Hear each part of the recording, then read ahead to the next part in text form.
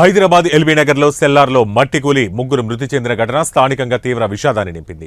తాజాగా ఈ స్థలాన్ని పరిశీలించిన ఎమ్మెల్యే సుధీర్ రెడ్డి మాట్లాడుతూ మృతుల కుటుంబాలకు 25 లక్షల చొప్పున, గాయపడ్డ వారికి 10 లక్షల చొప్పున ఎక్స్ గ్రేషియా ఇవ్వాలని builder MLA Sudheer Reddy demand చేశారు.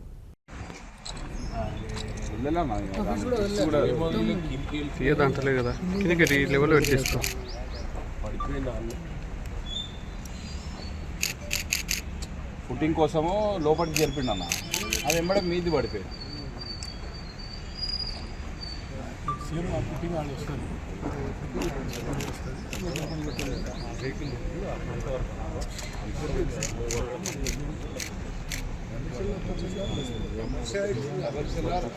ఇది వేరే అంటే ఒకటే కానీ ఒకటేనా ఇప్పుడు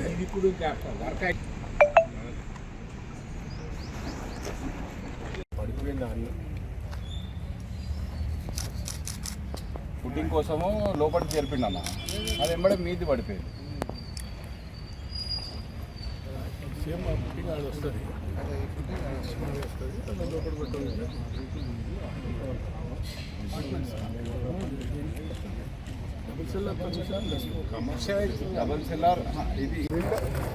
బిల్డరు ప్రతి ఒక్క మనిషికి, చనిపోయిన మనిషికి 25 లక్షలు ఇవ్వాలి, ఎవరు మరి గాయపడ్డ వాళ్ళకు ఒక 10 లక్షల రూపాయలు ఇవ్వాలని చెప్పేసి ఈ సందర్భంగా మేము బిల్డర్ మీద ఒత్తిడి తీసుకొస్తాం. మా పార్టీ నుంచి కూడా డిమాండ్ చేస్తాం.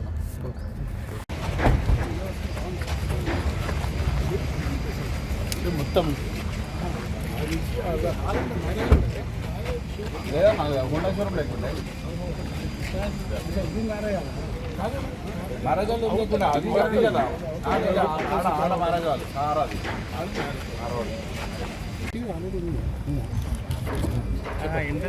ఈరోజు నిర్లక్ష్యం వలన ఒక 3 నిండు ప్రాణాలు బలైనవి.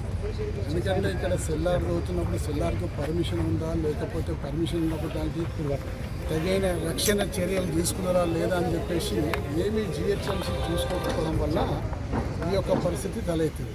గతంలో కూడా సెల్లార్లు తోవడం మీద నిషేధం విధించిన సెల్లార్లకు కూడా సరైన రక్షణ తీసుకొని సెల్లార్లు తవ్వాలని చెప్పి గతంలో అనేక సందర్భాల్లో మనకు అవగాహన వచ్చింది. కానీ మరి ఈరోజు జిహెచ్ఎంసీ అధికారుల నిర్లక్ష్యం వల్ల ఈరోజు ఈ విధంగా జరిగింది. అలాగే దీనికి సంబంధించిన ఈ వెంచర్ చేస్తున్న వాళ్ళ మీద కూడా కఠిన చర్యలు తీసుకోవాలి.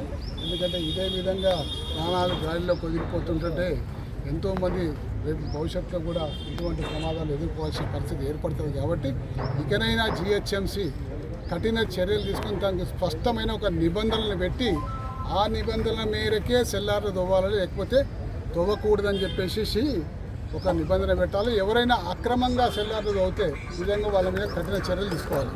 మరి ఇక్కడ ఇంత పెద్ద సెల్లార్ తవ్వింది, ఇంత మట్టి తీసుకుపోయింది, ఈ మట్టిని ఎక్కడ అమ్మినో తెలియదు. మరి స్థానిక ఎంఆర్ఓ ఏం చేస్తుందా, స్థానిక ఎంఆర్ఓ దృష్టికి వచ్చిందా లేదా అనే సంగతి కూడా నిజంగా ఇవన్నీ కూడా తేలాల్సిన అంశాలు. కాబట్టి ఎంఆర్ఓ గారు కానివ్వండి, జిహెచ్ఎంసీ వారు కానివ్వండి, ఒకరికొకరికి షేర్ చేసుకుంటూ వాళ్ళ విధులు చేయాలని చెప్పేసి కూడా ఈ సందర్భంగా పేర్కొంటూ, మరి చనిపోయిన వారికి నిజంగా ప్రగాఢ సానుభూతిని, సంతాపాన్ని తెలుపుకుంటూ, మరి ఒకరు గాయపడి కామినేని హాస్పిటల్లో ఉన్నారని చెప్పేసి ఇప్పుడే తెలిసింది. మరి అక్కడ కూడా వెళ్ళి అతన్ని పరామర్శిస్తాము, ఆ కుటుంబాలను కూడా ఆదుకుంటామని కూడా ఈ సందర్భంగా మనం చేసుకుంటాం.